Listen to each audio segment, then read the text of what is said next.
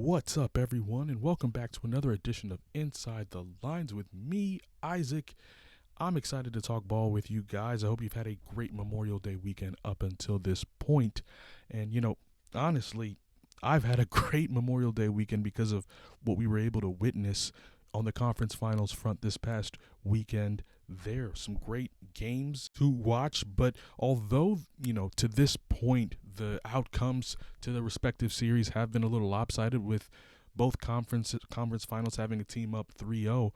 I've still been relatively pleased with the quality of games that we're getting, right? Both teams are being competitive. The games have been entertaining for the most part. There haven't been too many blowouts. They've just been very competitive games with one team executing better than the other in each respective conference. So to this point, obviously with both teams being up 3-0, we're kind of headed for an inevitable finals matchup. But, this isn't a finals preview, right? This is a conference finals outlook / recap. So, let's key in on the focus of what this episode was going to be, which is the Western Conference Finals. So let's get into it. So this past Friday, we were able to witness the Minnesota Timberwolves playing host to the Dallas Mavericks in Game 2 of this conference finals, and this was definitely one I enjoyed watching. The Timberwolves once again got off to a pretty good start, and in addition to getting off to a good start, that might be an understatement. They got up by as many as 18 in the first half, and once again, Minnesota, one of their weaknesses coming into the series that we witnessed in the Denver series that we're seeing play itself out now is their inability to close halves the right way without turnovers, without bad shots that allow the other team to either have an opportunity to get back into it or to extend their lead. And I think, Minnesota has done a poor job executing down the stretch of these the end of these first halves, and it's definitely been a problem for them up until this point. But going back and forth with Minnesota having that lead trimmed to 12 at the half. Remember, they were up by as many as 18. With them having that lead trimmed to 12 at the end of the first half, Dallas was able to kind of continue to chip away then. After, cutting it down to 12, they chipped away. And then when we got to the fourth quarter, it was a very, very tightly contested game in that fourth quarter that ultimately concluded with Luka Doncic hitting a step-back three over the Defensive Player of the Year, the reigning Defensive Player of the Year, Rudy Gobert. So, Dallas was able to escape this one by a score of 109-108. Luka Doncic led the team in scoring. He had 32 off 10 of 23 from the field, 5 of 11 from 3, 10 boards, 13 assists. Kyrie Irving chipped in 20, had 7 of 16 from the field, 4 of 7 from 3, had 4 boards and 6 assists. Derek Lively contributed 14 off the bench, 6 of 6 from the field, along with 9 boards. And in this particular contest, Dallas did a great job controlling the paint once again. They won the paint battle 54-42, and I believe this was key in helping them come back from that 18-point deficit that they faced in the first half. Now, looking at things from the Minnesota perspective, the Timberwolves were led in scoring by none other than Anthony Edwards. He had 21 points off 5 of 17 from the field, shot 2 of 7 from 3, still not the greatest in terms of field goal percentage and three-point percentage for Ant to this point in Game 2. 5 boards and 2 assists. Mike Conley did a good job giving them good role player minutes, not bench player minutes. He started, but role player minutes. 16 points, 7 of 14 from the field, 2 of 5 from 3, had 5 boards and 5 assists, played well for them. And Karl-Anthony Towns, a theme here, and something we're going to touch on here a little bit later.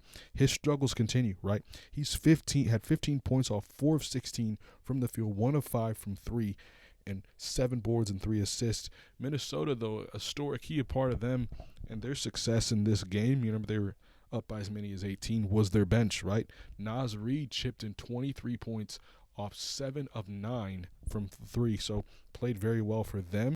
But in the end, it was not enough as Minnesota fell 109-108 once again and now end up trailing Dallas in the series 2-0. So now moving on to Game 3, the Dallas Mavericks would end up taking Game 3 on a score of 116-107, led by Luka Doncic, who had 33 off 10 of 20 from the field, 5 of 11 from 3 and 7 boards with 5 assists, and Kyrie Irving, who would chip in his own 33 off 12 of 20, off 3 of 6 from 3.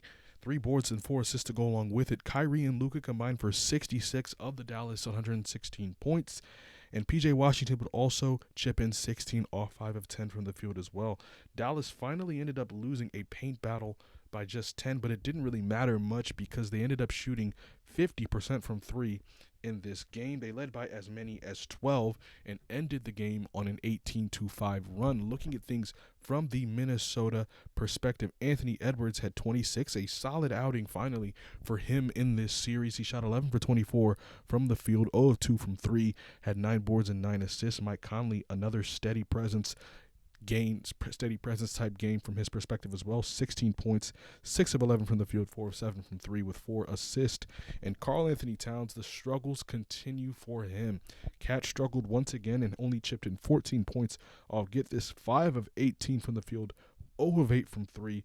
He did have 11 boards. Karl-Anthony Towns, to this point in the series, has shot 3 for 22 from 3. That's 13.6% from 3, and he's taking a lot of threes. 24 attempts in 3 games is 8 attempts per game. He needs to get into the paint a little bit more, but even when he gets to the paint, he's not finishing as well as he needs to in this point in the series. They outscored Dallas in this game in the third quarter, 35-27. That run made the game relatively competitive towards the end. That run was led by Anthony Edwards, who scored 8 points in that run. And also Minnesota's bench chipped in as well. They scored 27 points compared to Dallas's bench of 18. But once again, not enough, and they trail this series now 3-0. So coming into this series, I had keys to the series that I set out. I had what to watch for in the series that I set out for. One of those things was defense, the defensive matchup between these two teams. These are top defenses in the NBA. Minnesota number 1 throughout the entirety of the NBA and number 1 in the NBA playoffs. And then Dallas in the last 20 games of the year, which was the number 1 ranked defense as well. So 2 very strong defensive teams coming in, and I wanted to see how much that would have an impact. I thought that that'd be very key in this series. I also believe the paint battle was going to be something to watch as well. The glass battle, kind of the paint battle, glass battle going in hand to watch. Role players, the coaching matchup as well, and obviously these key players being Anthony Edwards, Luka Doncic, Kyrie Irving, and Karl-Anthony Towns. So 3 games into the series, how do I feel as though it's looked? How do I feel as though those keys to the series has played out, and do I think that they were accurate? Well, right off the bat, I kind of want to, take some umbrage here and take a little bit of responsibility, especially with the fact that I had predicted that Minnesota was going to win this series at first in 4-3.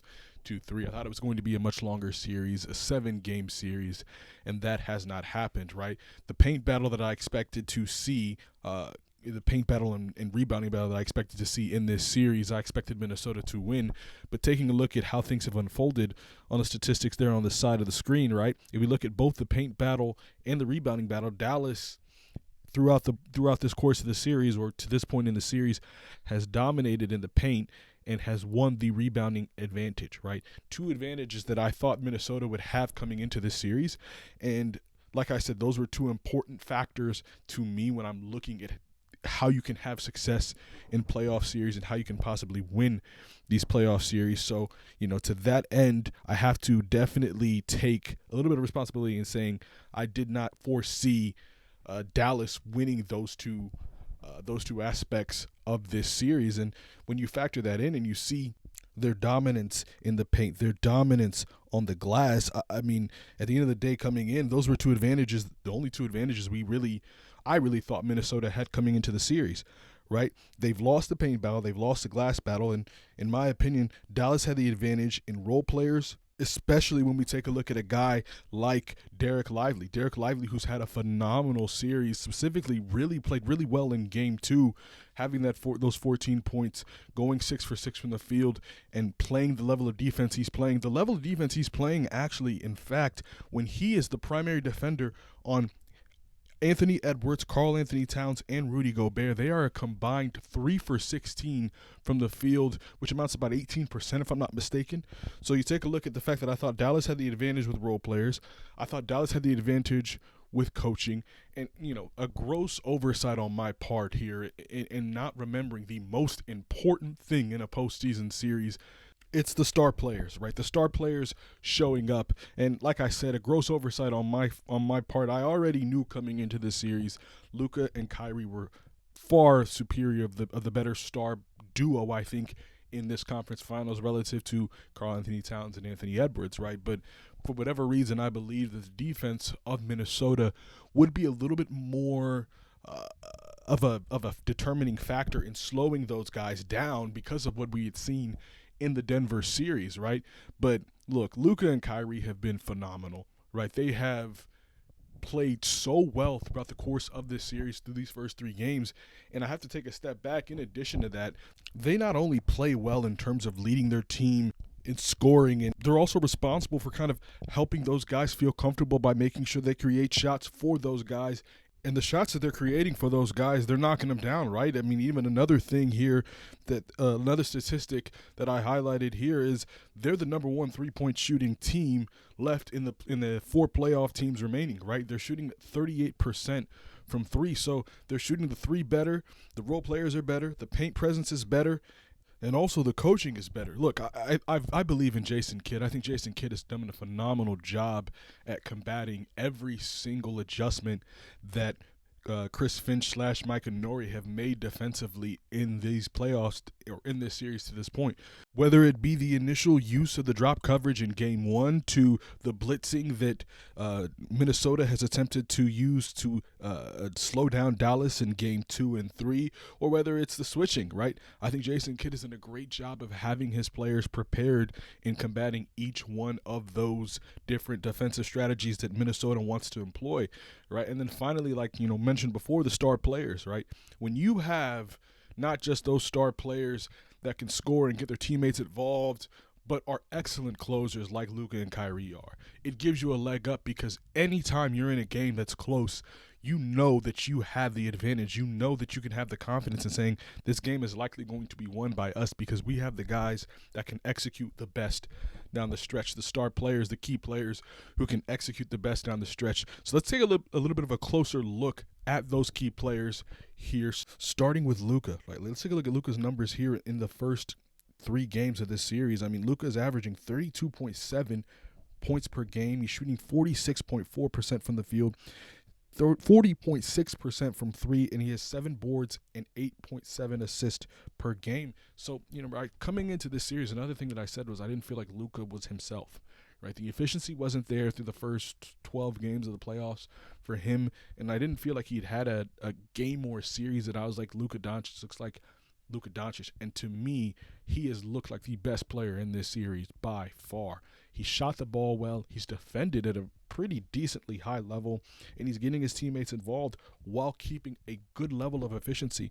So, you got to give props to Luka for who had kind of been, up and down throughout the postseason. But it's weird because his up and down is still, really, really good for Dallas, or really, really good for any NBA player for that matter. But he still was able to up that level of efficiency in this series and play at much more of a level that we were accustomed to seeing Luka, right? And Kyrie Irving, what can be said about how well he's played in this postseason, right? Averaging 27.7% or 77.7 points per game off 52.5% from the field and 43.8% from 3.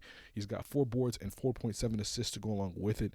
And so far in this series, he's holding opponents to 40% shooting from the field while averaging those numbers on the offensive side of the ball. Give him his credit, man. He's doing a great job of leading the team. He may not be the best player on the team, especially with how Luka has played up until this point, but he's definitely the second best player to me in this entire series. So kudos to Lukai, the combination of both those players, and my fault for underestimating the impact of how good they are, because not only are those two good and so dynamic offensively, if it's a close game, you might as well kiss it goodbye. These two are some of the best closers in basketball, and when it's a close game, more times than not, they're going to capitalize and bring home the win for their respective team. Now let's take a look at the other side of the coin, which is the Minnesota perspective. Anthony Edwards has just not really been himself. I mean, look at that field goal percentage, 38.6% from the field, 33% from 3. It's not what we're accustomed to seeing. He is giving you 8 boards. He is giving you 8 assists, but it's not what we're accustomed to seeing. And, when his offense isn't going like it was in Game 7, typically his defense is, right? Remember, he called out wanting to guard Kyrie Irving after their Game 7 win against Denver, right? But to this point in the series, Kyrie has scored 17 points when he's guarded by Anthony Edwards off 61.5% from the field, and that to me is not going to cut it. He's not giving you much offensively, and he's not giving you what you're accustomed to defensively as well, which is a huge reason why Minnesota is down 3-0 in this series. But let's go to the even bigger reason, and to me, the even bigger disappointment. Karl-Anthony Towns. In this series, Karl-Anthony Towns is shooting 3 of 22 from 3, which amounts to 13.6% from 3. In the series against Denver, he shot 39% from the field, and in that Game 7, he had 23 points and 12 boards. His impact was definitely felt, and he was a big factor while Anthony Edwards was struggling, that Minnesota was still able to win that Game 7. And in this series, I mean, look at these numbers. 15% or 15 points per game. I've done that multiple times now. 15 points per game, 27.6%. Wow. 27.6% from the field for a guy his size is almost unheard of, right? And shooting 13.6% from 3, he's just struggling mightily. And to be quite frank with you, if he gives them his normal numbers, maybe the series is 2-1 Minnesota's favor, or maybe they're down 2-1, but they're not going to be down 3-0. I mean, these games have all been relatively close, right? So for him to not show up to the degree that he is and playing as poorly as he has through these first 3 games, to me, it's been a definite key factor as to why Minnesota is down 3-0 in this series. So the paint battle, right? Like I said, we can take a look at those stats there. The paint battle is definitely something that has been key, right? Look at that. Dallas dominating the paint, 52 points compared to Minnesota's 43 points to this point in the game, or this point in the series, right? They're shooting better from the field. They're shooting better from 3. In fact, that 3-point percentage is the best 3-point percentage of any team left currently in the playoffs at 38.1%. So they're exploiting them in the paint battle. They're shooting the 3 better. They're rebounding better, right? I mean, at the end of the day, when you take a look at why Dallas is winning, they dominated all the key areas. The only area they haven't dominated is bench points, but it hasn't really mattered because they're getting what they need from their stars, and Minnesota is not. So at the end of the day, it comes down to star power. It comes down to the key of this series being Dallas' stars are showing up to a phenomenal degree, and Minnesota's have let them down to a ridiculous degree. Now, whether or not you want to attribute some of why specifically Anthony Edwards is struggling to fatigue, I know he alluded to that after the first game. You could definitely give them that, but at the end of the day, I feel like everybody is tired in the postseason, right? I mean, Dallas has played 12 games, which I think is more than Minnesota had played. Granted, Minnesota was coming off of a 7-game series, right? But playing 12 to 11 games, they play the same amount of games, so we can't give them that excuse, in my opinion. I think Anthony Edwards did underestimate how much guarding Kyrie Irving would take out of him, and I do think it's definitely something they need to revisit. Maybe, I suggested in the last video putting Anthony Edwards on Luka while having Jaden McDaniels guard Kyrie Irving, or even something that I thought of, talking things over with some friends, was maybe starting Kyle Anderson and having him on Luka, because Luka is shooting, I think, sub 40% when guarded by Kyle Anderson. Maybe you introduce him into the fold and take Rudy Gobert and bring him off the bench potentially. But, I don't think Anthony Edwards on Kyrie Irving is the solution. I think it is taking out of him. I know he had a good game last game, had a great showing, but it still wasn't enough in the end. All that being said, right, and, as this series has unfolded and we've taken a look, I definitely think Game 4, Dallas will close it out. I think they're going to take it in 4. I think they'll sweep the Timberwolves. All the momentum's on their side. Minnesota just can't seem to keep up with their scoring. Their defense is super good in helping hold Minnesota to things that they're not accustomed to being.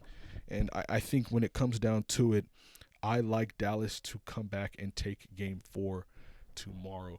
But let me know what you think. Let me know how you think the rest of the series is going to go. Will Minnesota come back, be the first team to come back down from 3-0? I'm not very confident in that. Or will they be, swept, or maybe they'll be closed out, gentlemen sweep, closed out in 5 games or 6? You let me know in the comment section below, and we'll hope to see you next time when we cover the Eastern Conference Finals. But until next time, we hope you keep it inside the lines.